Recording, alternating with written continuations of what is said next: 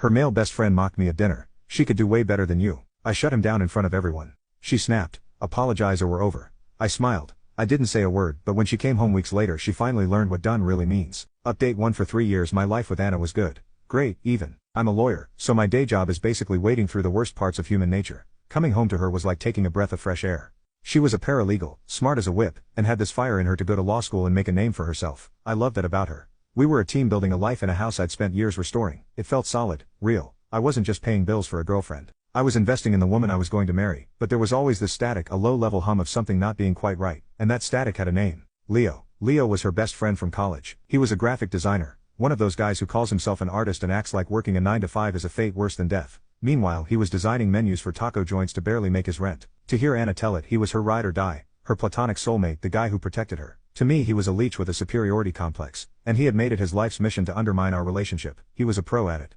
I'll give him that. He never did anything you could call him out on directly. It was all subtle digs, little poison darts disguised as compliments. Her ex-boyfriend Alex, a musician who'd broken her heart, was his favorite topic. If I took Anna on a nice vacation to Mexico, Leo would find a way to bring up some spontaneous camping trip he and Anna took once. Remember that, Anna? He'd say, all wistful. You can't plan moments like that. You just have to be with someone who gets your free spirit. The message was always the same. I was the boring safe choice and he was the gatekeeper to the exciting life she was leaving behind. And Anna, she ate it up with a spoon. She was completely snowed by his protective friend act. Anytime I'd even hint that he was out of line, she'd get defensive. He's just being Leo. He was there for me when Alex shattered my heart. He's just worried about me. He's family Jack. I'm a patient guy. You have to be in my line of work. You don't jump on the first piece of evidence. You wait. You let the other side talk. You let them build their own case against themselves. And you wait for them to hand you the rope. I waited for Leo to hand me the rope. The moment came a month ago. I just won the biggest case of my career. 6 months of my life gone. Countless sleepless nights, weekends spent buried in paperwork. But we won and it was a huge deal for my firm and for me. To celebrate I threw a dinner party. My closest friends, the ones who'd barely seen me for half a year, were all there.